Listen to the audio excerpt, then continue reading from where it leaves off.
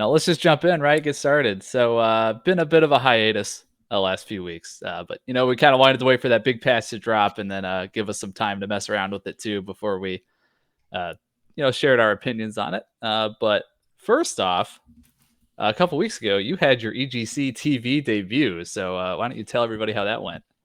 Yeah, so I mean, it was a great time. I definitely was a little nervous at the start, but I mean, casting with KP, it worked out pretty well. He's pretty easy to kind of just bounce off of. I felt like we did pretty good in that regard, and kind of let him take over a lot of like the hype casting more of it, and let me be more of like the color commentator, more analytical guy. So went ahead and would love to see me jumping back on again, but loved it and had a great time being on there. Yeah, cool. So, kind of what was your prep work like with KP? Because just from a viewer perspective, it felt pretty natural. So I think you two meshed pretty well for it being your first time. We had so it was funny. We had like, I think it was the night, it was either Thursday night or Friday night that I think it might have even been the night before. We jumped on a Discord call for maybe, it was like planned to be maybe 10 minutes. And that was kind of what it was, 10 minutes actually talking about, like, what kind of style it is, or kind of trying to prep any sort of plans, whether it be him being more of the hype guy and me being more of the analytical guy. We talked minimal about that, and then we actually ended up just talking about a bunch of different games, a bunch of random stories and random stuff, and ended up kind of chilling out there for a little bit longer. But there wasn't that much actual prep work. It wasn't like we casted together, or we didn't like practice on a game or anything. It was just like a jump on and get ready to go. It was kind of funny, like the morning of, I woke up and I was like, I don't really know what like the game plan is right now. Like, do I like have to prep anything? Am I immediately on there? Like, I just jump into a Discord call? Like, what is it? And then obviously, ended up figuring it all out as time went by. There you go. No Ludicor tongue twisters to get you started. I did not do any Lidicord tongue twisters, but I have figured out there's a couple sayings that I will have mid game that are sometimes pretty close to some tongue twisters. So I might need to end up practicing a little bit. There you go. Who was observing? I don't remember. I believe it was Vodka Hmm. observing, if I remember correctly, and I think it was the first. He was actually. I'm trying to think of what. No, I think it was what Vodka observing actually.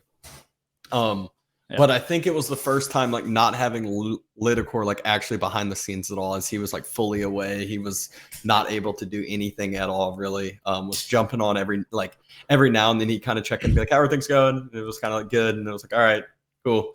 Um, but other than that, it was just kind of us taking it on over. Hmm. Who actually picks the series you're gonna watch? So it's kind of I don't know how much I mean, it's basically like a joint thing. Yeah.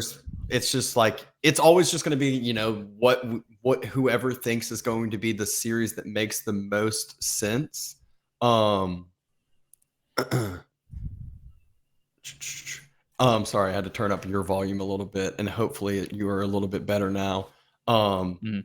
and but yeah, so it's kind of just whatever game makes the most sense. Like let's say like Wham versus Puppy Paws on, and there's no other good matches. Like obviously they're gonna want to cast Wham Puppy, but if there's like 4 or 5 other good matches, then it'll probably just be thrown in the hat, and whoever really like, if KP or if someone really, or Pesty or whoever wants to really have a game they want to watch, I'm sure that they'll just say, hey, cast this one, and they'll make it happen. Whatever Pesty says goes. Of course. He's the one who runs the show. He is Age of Empire 4's sugar daddy. So Yeah, he's one of the few. Well, some of the other people might not be quite on his level yet with Golden League and some of the others, but I mean, there's some people in the mix now for sure. hmm yeah, it's a lot of community tournaments sort of popping up. So definitely good. All right. Well, big news, of course, is we had the big patch drop about a week ago. Ranked has been live for about a week, and we got some early results here for the Civ win rates. And so what I have pulled up, this is for all levels, and I will switch to Diamond and above here in a minute. But so for all levels, still pretty tight grouping. French, OP, please nerf.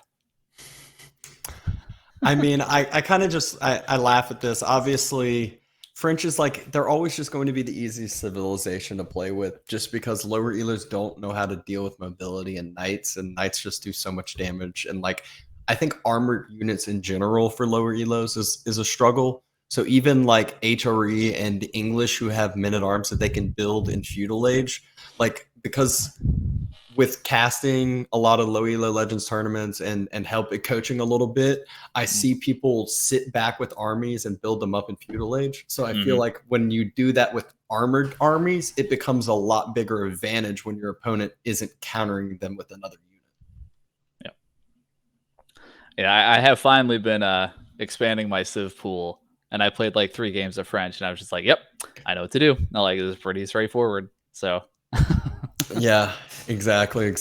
One thing though, we do see Avison climbing up, and I think I don't think the win rate might not reflect it all, but I think Abbasid has been talked about quite a bit and played and picked quite a bit at the pro level now. yeah, let me go ahead and switch over. So let's see, rank level, diamond and above. So French still at the top. Abbasid is all the way up to number 3. So really interesting because they didn't really get any changes, but I think the siege changes actually helped them when I think most people going into them thought it would make them even worse than they already were. They did get that 5% extra bonus on the Golden Age, which I think people failed to realize how big of an effect that actually has early on. It's like the same effect that even though Chinese doesn't have the better win rate, you're going to see them a lot more picked often. And the main reasoning is like say the Chinese and Abbasid both, like their weakest part of the game is earlier in the game. And if you buff someone's weakest part, especially early on, it's going to help them snowball later on. Chinese has that same effect with the Imperial Academy now. Yep. And as far as siege goes, it's still effective, but Abbasid having, that option to just make it in the field. So when it's like, okay, Mangonel would be really nice right now, it's a lot less of an investment for them to have access to that. Yeah. It's a very big, like I notice when I'm playing other civs, because I play Abbasid quite a bit. I notice when I play like other civs, like such as French, when I'm playing against someone who immediately has a Mangonel, I'm like, oh my gosh, this is going to be so much of an investment to end up getting a Springled out or getting something else out. Obviously, if you're French, you can do horsemen and stuff, but if they have a mass spearman wall to protect it, it's going to be pretty hard. And then it's like, okay, 300 for the siege workshop and then 250 for Springled as far as the wood goes, which is just a huge investment. And then they gotta, drive their slow ass all the way across the map. Quite slow. It always ends up taking forever. Yeah, and that Abbasid, I think a lot of people kind of overestimated, or they didn't account enough for how big of a difference the changes from units using the torches that have a little bit of range versus actually having to be on top of the siege. So, Abbasid, they have the best spearmen. You're able to. It does help them. Yep. Exactly. One thing I know, your love child of HRE is down there at the bottom, which everyone is all talking about it. About HRE is the best. HRE is not OP. HRE is way too OP. Blah blah blah blah blah. Yeah. In my opinion, I always kind of hate looking at win rates, especially when some big patch just happens. I always think back to when I played League of Legends and they either came out with a new champion or updated a big champion and everyone started to play it. You'd see the exact same thing happen. The win rate would tank, maybe not tank, but wouldn't be as good until people actually started to get used to the civ, get used to matchups. It takes quite a bit to get used to how to play HRE against French per se, and HRE against China or Delhi per se, or the mirror matchup. I feel like everybody just watched that Darn Artie game where he didn't go like any wood and he hit castle super fast, and they're trying it against French, and I don't care what your build order is, you're not going to get to castle before the first night gets there. So you need to have something. Yeah. Not to mention in higher elo, I was watching a Hut stream and he was talking about it. Hut literally said, and he was watching a replay of his because he was showing it out because someone in chat was talking about it, I think. And he was like, you scout this out and you immediately just pull villagers and come tower. There literally could be the opponent cannot deny it as HRE. You can literally drop the tower right next to the gold mine. you pull 5, whatever, however many villagers right next to the chapel, wherever it is, and immediately deny the wood, deny the gold. They have to chop a straggler to get to the next gold. They can't really do anything at all. It's just like, then they can't drop houses. It's just absolutely ruined. Yep. I have been experimenting putting the Aachen on stone, especially if it also covers wood, and just going second TC super fast. Even if it's why did I know this wasn't going to be that big of a surprise from you? I feel like that was just coming out. I don't know. It's a fun build. Like, I don't care if it's not the best. It's fun, right? I like playing HRE and Feudal, and I feel like I'm the only person that does that. But I think HRE and Feudal is a lot more viable now with the chapel, and you just play it like you used to, and you just play HRE and just like utilize the chapel for its benefit later on when you're starting to place farms and you don't have to utilize mills. Like, it just helps later on. Yeah. English is a civ that I'm a little surprised they're kind of climbing up, because that's another civ I've been trying to play recently, and I don't think they feel good. So I need to play them a little bit more, but I played them, so I'm just used to them. I feel like in higher elos, they're always talked bad about, just because I feel like higher elos are just so much better at punishing everything, at countering out longbow spam or whatever it may be. But I think maybe one of the benefits is the upgraded tower nerf. When Aeroslit's upgrades used to come through, your longbows just used to start getting kind of crushed down, and now you still kind of have the same range and don't have to worry about the Aeroslit's outposts as much, and you're able to get more damage down. So I think that's one little slight benefit that people didn't realize as much. And obviously, English is usually more one of the aggressive civs, so they're still going to kind of benefit from some of the other changes, maybe the siege changes, being able to charge mangonels with men-at-arms and spearmen. Yeah. It's just, I never feel strong until late game when you're getting all the cheap trebs. Yeah, so, see, I'm the opposite. I must be playing wrong. I'm the one that I'm like, I have 58 archers and it's like 12 minutes into the game. Like, how is this happening? But yeah, that's it's just, I feel like the longer the patch goes, the more that these win rates will actually start to get closer to 50% all across the board. I think HRE as well as Chinese will raise up. I think Delhi is naturally a little bit of a harder civ.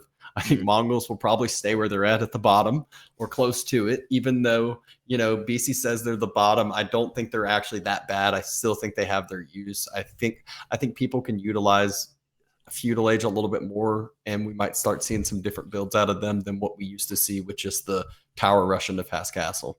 Yeah, Mongols is another civ where I think everybody just saw BC's video and just said, oh, I'm not going to play Mongols anymore, because they're by far the least picked civ now, which is kind of crazy to think about. And it's weird. Yeah, they used to always be like the most popular, but it's funny. 236 games. I guess I don't know if this is ranked or not, but I did quick in quick play. I just did random civs and I got Mongols like 5 times, and it was 5 like easy wins. And I was like, Mongols don't seem bad. I don't know. And I don't even play Mongols that much. Like, I felt like I was mismacroing some, but they just felt easy and strong. But who knows? Yeah. And like, I watched VC's explanation on it, and it makes total sense, like at the high level. But I mean, even me, like, I'm diamond, but I'm not as good at, resource control and like all this shit that the high level matters. Like, Mongols are still perfectly fine in diamond. Yeah. From what I've seen so far. Yeah, I kind of agree. Like, we overreact to tower rushes a lot more, whether it be pulling bills, whether it be trying to burn down the tower, whether it be, I mean, I've seen people just do just all sorts of stuff all across the board with reacting to tower rushes. So it's really, that's probably really the big difference there. Oh, another civ I want to talk about, but I want to tie it back to HRE. You know what feels really bad as HRE? Let's hear it. Is when China puts a Barbican right on top of your chapel. Yeah, it doesn't really surprise me, because again, that chapel, when it's naked, you're done. And when it's naked, usually it's farther off, like on top of the wood line, which is, a little bit further and easier to get the Barbican on. Yeah, but China plays completely different now. I have never once wanted to play China, but now I'm thinking I might have to learn it because it looks fun. I've played a few of the games. I enjoy them. They're just one of those that there's always a point in time in the game where I'm like, I need to transition so hard onto farms. Like I need more food. Like I'm just mismacroing. There's so much. I somehow have 100 villagers now, but I have like 12 military. Like this is awful. So I just end up like losing myself with Chinese sometimes. But I think early on, I think they could be a lot more feudally aggressive, and you'll probably see that rather than the either 2TC Song Dynasty Boom or Fast Castle Palace Guards play. There's going to be more options out there for them. Mm-hmm. Yep. And then haven't really talked about Roost yet. So no real impactful changes from the patch. They're just a solid civ. Golden Gate's really good. Really helps out their early game. Yeah, just really just able to be the most like kind of diverse civ with the golden, not necessarily landmark diverse, but with the Golden Gate as far as like quick build orders and quick changes. Yep. It makes them just so easy to be able to adapt. Man, they are obliterating HRE. Jesus. Yeah, and again, I think that's the main reason is people aren't ready. Even if they hit 7-minute castle timing, they're not ready when Roos has a wooden fortress on one of the relics already because the boar was right next to it. They have 40 archers and HRE is putting out 2 knights, and then it doesn't really do that much, and then they get no security of the relics, whatever it might be. Yeah, I hate doing the Burgrave rush. I think it's boring, but Roos is the one I just do it every time. I hate playing against Roos. Yeah, I think Burgrave it's an odd utilization. I feel like most of the time I see it in pro level play, it ends up going downhill. Whereas anytime I see it in my level and below, it's a win. So it's just kind of funny how I think about that. Yeah, there's a window at the Burgrave rush. It's when your Aachen food source runs out, and you're like, oh wait a minute, why can't I make men at arms anymore? It's because your food villagers don't have 40% increased gathering rate anymore. Yeah. And so there's actually a pretty big window there where you're quite vulnerable. So the pros, if they're able to defend long enough and stabilize, they can really push that back. Whereas, most people at lower levels are just going to die to it right away. Mm-hmm. Makes perfect sense. So yeah, that's kind of like the balance as far as win rates with the civs. I think obviously the big thing that they need to hotfix is the prelate A move. Whatever inspiration bug. I haven't seen that. What? Apparently, if you A move with the prelates, you inspire like up to like 15 villagers instead of 8 or something like that. So I'm glad I told an HRE man that. Great. Okay, great. I'll have to go back and play HRE then. Yeah, and it's including like military and everything. So like that's where like the inspired warriors, you see like 20 prelates go out on the field. Yeah, okay. I saw that inspired warriors was banned. Yeah, that's exactly why. And A moving the prelates in your economy and elsewhere was banned as well, I believe. I gotcha. Yeah, I caught that on the Wololo stream. I was like, that's a weird ban. Why'd they do that? But that makes sense now. Yeah, and that's why you saw that's why in high level of play you see the Castle Age come down even faster is because they never have a time. All the bills are inspired. All of the bills, they're literally inspired the whole entire game. So that's really where the big difference is. But that's kind of the only real big bug that I've seen. There's been some other small things like I've seen units attack with torches when they shouldn't, but like very, very rarely. But that's about it.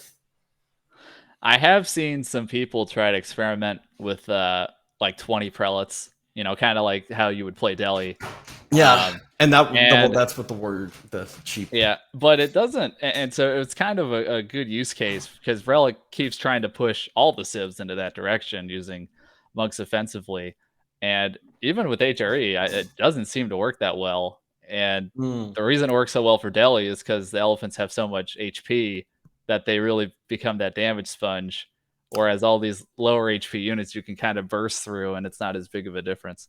See, you're forgetting that the Inspired Warrior gives extra armor. And when I saw it in a team game and units were literally unkillable. It was pretty nuts. It was basically the equivalent. I mean, there was just too much to deal with. But Can you you know, inspire teammates' units? mhm, Oh, okay. Well, I'm going to try that now. I believe so. I believe so. I mean, you can heal teammates' units, so that inspires, right? Um, yeah. So who knows? But yeah, I'm sure, like I said, we'll see HRE, we'll see Chinese climb up this list a little bit. I'm Hmm. sure we'll probably see English kind of stay where they're at, Mongols stay where they're at a little bit, and I think some of the others kind of might level off a bit. Avicid to the top, maybe. That's cool. It's cool to see Avicid back. I think the big reason why they are to the top, which it's funny, the win rate against HRE is the one of the lowest compared to all the civs. But they actually have a pretty good matchup against HRE on pro level of play. Hmm. Maybe not like lower levels, but pro level is actually one of the huge benefits because they use the mobility of the camel archers and horsemen so efficiently. Yep. Yeah, it makes sense. One of the few things I can deal with, men at arms at 7 minutes or 8 minutes. Exactly. Yep. All right. Cool. So, just what are your kind of impressions so far, and really about Siege and how that dynamic's been going since all the changes? Honestly, I like it. There's times where I still feel like Siege is like super, super strong, and then there's times I feel like it just gets blown up. And the main reason is if people are good at protecting it or not now. And I Exactly. think Yeah. that is exactly where the game state should be. Is if you're good at protecting your siege stays alive. If you forget about it, if you push up with your army a little too far, then you're gonna die. Like there's no longer that time when you can just say, "Oh, I have 8 Springolds under a keep and I'm good to go because I have a keep there and I'll be fine." It's like no, you're gonna have to have spearmen there. Like you have to have units there that will defend your siege a little bit. Hmm. Yeah. Speaking of keeps, I saw a game.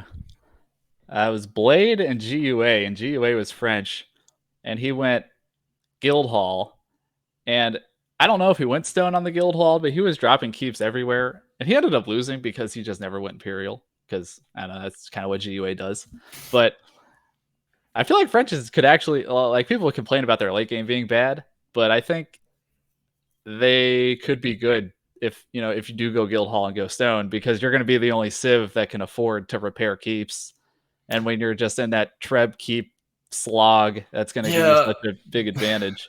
the problem is like I just feel like they don't have anything too special. Like yes, they have the royal artillery that they can end up getting, but it still isn't it compared to other Civs late games, they don't have the eco behind it. Like they might have stone from the guild hall, but you can grab that every now and then if the game goes super, super long.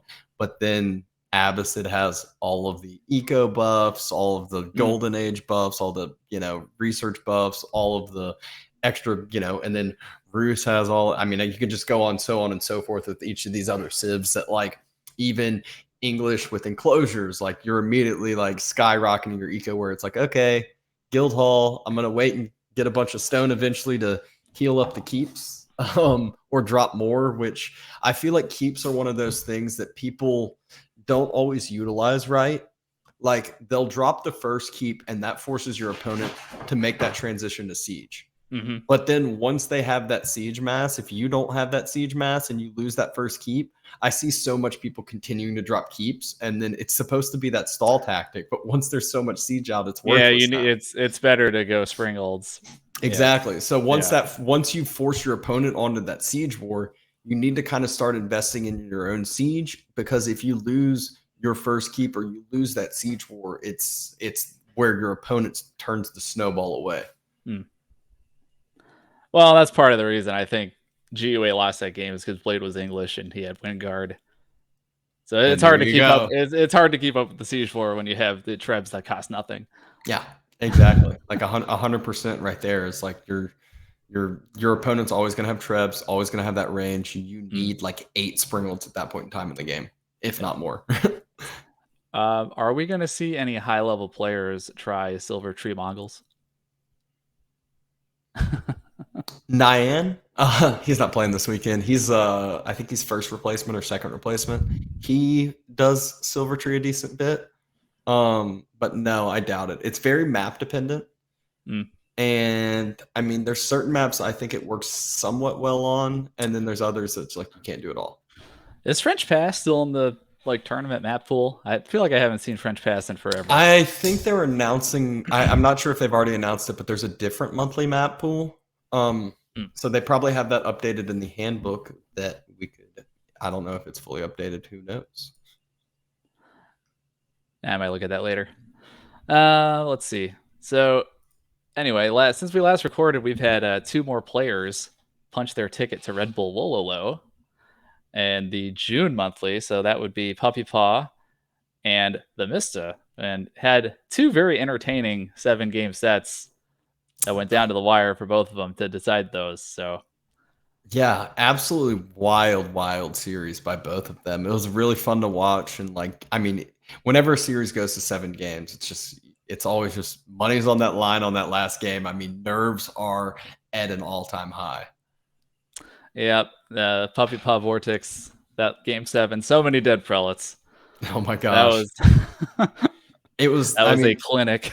that game is one that it just shows you, like, if you want to learn how to beat HRE, just kill prelates over and over again, and your opponent, like, they're never going to have that super high gold income. And it ended up being like 4-1 relic differential, I think. Yep. And then the other set, both of them saw the Canadians go up 3-0. So Vortex tried to do the reverse sweep, almost got there, couldn't quite get game 7. And then Wham went 3-0 up over Mista. Mista does complete the reverse sweep. So, And I think the big thing there is, like, I think Puppy Ball had a couple extra civs in his pocket. I think Wham wasn't as comfortable on Chinese, and maybe I think there was maybe one other. And I kind of felt like he knew he needed to get it earlier on. And there was a couple times where he had games where he felt like he had it, or I felt like he had it, and didn't quite just end up closing it out like he needed to. Yep. So a bummer for Wham. We are Wham fans on this show, but I did enjoy seeing Mista winning. I think it's good for the scene that he's locked in. He can complete his farming season without any stress about whether or not he's going to qualify. So, Yeah. I'm happy. He's still trying to jump on, trying to get games in. Last night he actually jumped on my stream for a bit. He said he was too tired and couldn't go to, or he was tired but couldn't go to sleep, so he jumped on and we were casting a couple games and checking some stuff out. So it was fun seeing that, and I actually got to play against Puppy Paul and Wololo. I saw that, yeah. Yeah, it was a fun, nice 2-0 whipping. So by me, right? Of course, absolutely. He didn't take it easy on you. No. I had a couple misplays that I don't typically have. I mean, yeah, like early games, like obviously early builds are going to be fine for a bit, but then once pressure starts coming down, that's when stuff starts going, and just couldn't quite pull it out. The what was it? First game was Abyss and French, and I did kind of decent until my third TC went down and I didn't put it into my hotkeys, which I never do. So I didn't produce out of my third TC for like 5 minutes probably, and that's obviously going to be a loss. And then the second game was English Chinese. He got 2 early outposts down protecting his side as well as the Barbican, and it just delayed up my push for too long. And by the time I had rams and stuff, he had it was like a 35 Chukanu versus like 35 longbows, but he had his Barbican and towers, and I just didn't. And he had some horsemen and I had some spears, and he had the mass and the defenses, and I lost that fight and threw in the towel. Bummer. It was still fun. It's playing against the top players, even though I got waxed over there. It's always a good time and fun doing it. For sure. Did you end up playing rounds before that? Because I mean, I know a lot of them, your opponent just doesn't show up in those early rounds. I think I played a French versus I think it was Abbasid in that one as well. And then I played the week before as well. So I played maybe it was the week before that. I played like 2 different weeks now of Wololo. And I think I played Abbasid in like every game except the English one against Puppy. Yeah. Because that was a best of 3. Well, now your future opponents know what to ban. So, But guys, I got 2 ATR points. hey, you're on the spreadsheet. There I'm you go. on the spreadsheet. I'm a riser on the ATR board. Do you have a Liquipedia page yet? I don't think so. No. I Oh, mean, do you go to Liquipedia page for creating a show match? we gotta get Attico on that. He'll hook you up. No, I don't think I need a Liquipedia page. Not for the time being. Yeah. Okay, let's see here. So we have completed all of the July weeklies. So we have the July monthly coming up this weekend. So we already have brackets. B is your number 1 seed. He's won 2 weeklies, so he's really strong right now. And the thing about B is I'm pretty sure that by this point he's had enough points to qualify just through the weeklies. You're actually completely right. I think Nyan posted a message about it in the Discord, and I think it's only Vortex or DeMuslim. The two have a potential to do it, but that would basically be if B like lost in the first round every single week for the rest of the time, which I mean, that's not going to happen. So the Muslim and Vortex would each have to win. So there's 6 weeklies left. They would each have to win 2, and both of them would not qualify to the monthly. So like that just seems super unlikely. Yeah. So B is like 99% in. Yeah, but as far as the brackets, I was debating on coming out with a video, but I mean, we might as well just do it in the podcast here, which is like our 2 early picks here for the 2 qualifiers here. I mean, I kind of already have an idea with the whole entire bracket already because I was looking at it earlier today.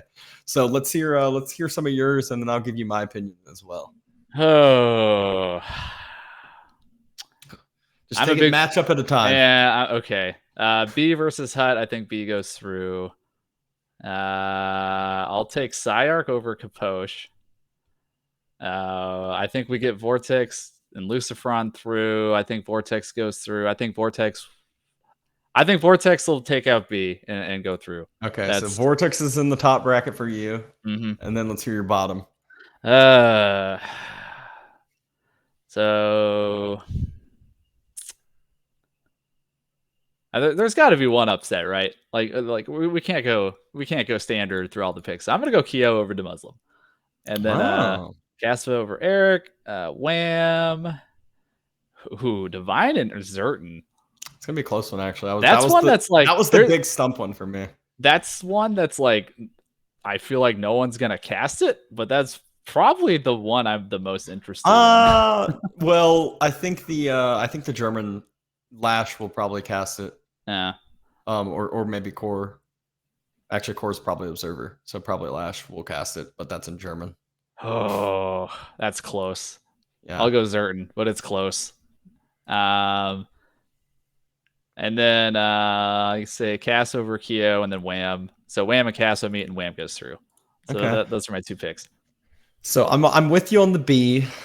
I think Kapoch beats Psyark. Main reason being I've seen them play a couple times in the Warchief clubs, which is going on right now, and Kapoch has been playing really, really solid lately. He's taken a couple dubs there in the Warchief, and just like I feel like he's one of the people who balances a couple of games, and I feel like he is like coming around in the AOE4 meta, or maybe this style suits his meta better as well.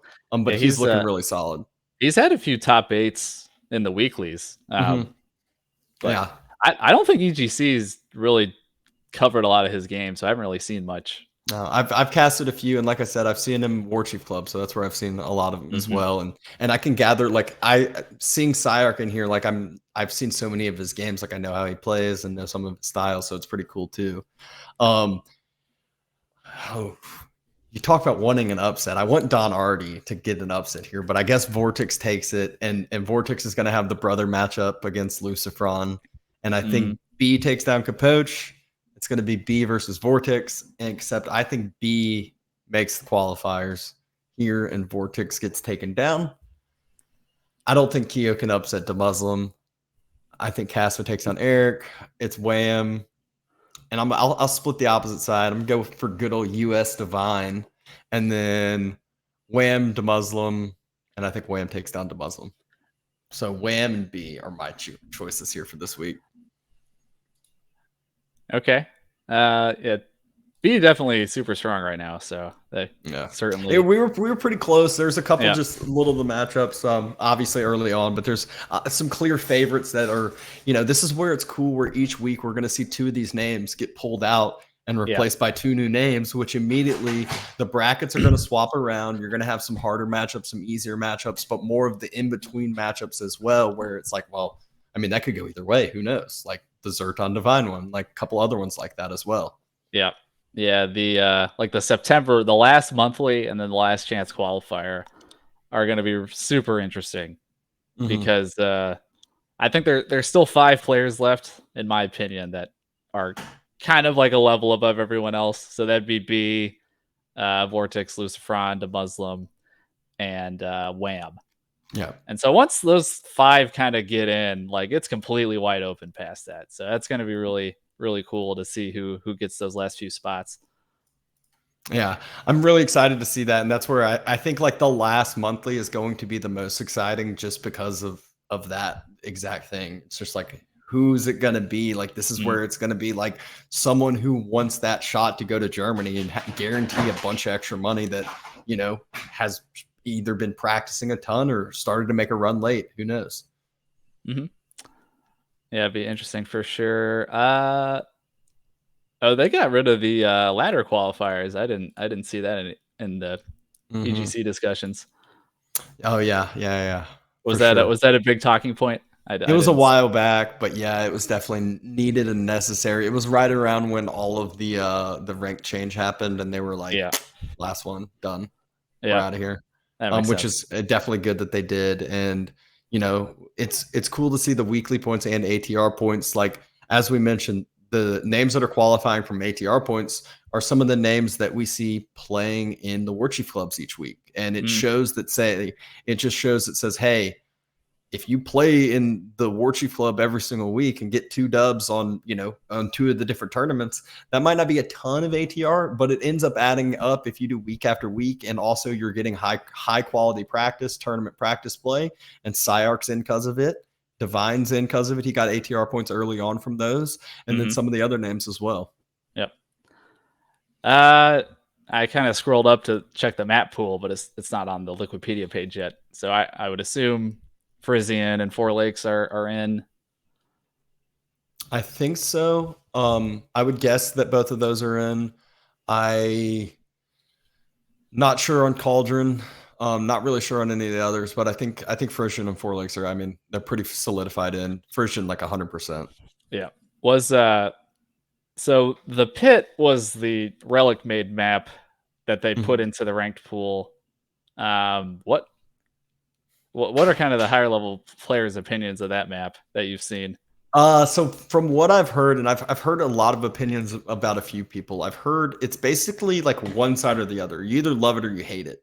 Mm, The biggest thing, it seems like gold is really easily deniable. I guess there's like a couple gold mines, and it seems like it's kind of like a short distance, and you see towers come up on it. But I really do feel like it's like a love-hate relationship. You either hear like, oh hell no, or like, oh yeah, I like it. yeah, I think everyone's downvoting it on ladder because I haven't played it a single time.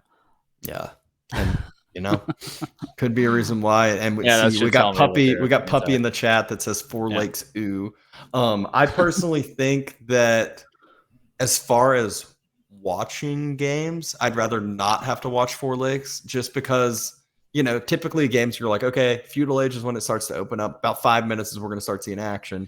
Whereas with Four Lakes, it's like 8 minutes we're going to start seeing action, 9 minutes maybe, sometimes 10. And even the action there, it's like, oh, 3 horsemen, like here we go. Or oh, a secret dock's being built. It's like, here we go. Uh-oh. And then it's like, okay, 15 minutes in, there's docks on all sides. It's game over, but we just got to wait for that eco to finally transition into military. And then it's like, all right, like you kind of see the writing on the wall. Like I feel like it's like 10 minutes ahead of the victory. You're like, okay, someone has 3 lakes, just give them time for this to pay off, and it's over. So I'd rather not see that. And yeah, I someone in my chat says I cannot imagine. Well, Chewbacca says I cannot imagine playing on 4 lakes. It's so hectic, and it's like there's no way I could balance all of that. There's no way I could just deal with all of the ships everywhere and trying to deal with secret docks and walling up my side and trying to do that as well. Just Yeah, definitely. Well, yeah, pretty excited for this weekend. Definitely a lot of intriguing matchups here. So, don't who's casting? Is it up here? this weekend, it is going to be Grubby and Fitzbro. I know on Saturday and Sunday is Grubby, and I'm not sure. It might be both days, but I know Grubby is both days. And Fitzbro is one of them. So really excited to see that. Grubby actually streamed yesterday. I know some people were super hyped about it. He had some good words on it. Enjoyed the games he got in. So that's always a good thing for the AOE4 scene as well. He was one of the ones I used to always watch. I still watch him, but not as much AOE4 content anymore that's out there from him. But still watch him, and he was who I really kind of learned a lot of skills from early on. Yep. So, yeah, Grubby and Fitzroy, that seems like a fun pair. So, yeah, I'm even more excited now. So, yeah, and it'll be a cool one. Just like we said, like the monthlies are always really interesting. We'll also have, which we haven't mentioned yet, the little show match beforehand, which is mega random, which I believe we're still waiting on maybe one or two more games to be played, because they're doing like a round robin between the 4 people who are able to play to get the final 2, because they don't want the games to take like hours beforehand. Yeah, I think they're playing tomorrow, and then the final game will be Saturday or Sunday, whichever. Sunday before. Yeah. And it's kind of cool. They're doing like the mega random maps, and that's actually exactly what I have a show match tomorrow, which might actually have to swap who the contestants are. But it was originally Snoop and Dinky. Dinky had something come up, and Dinky was replaced by Igas.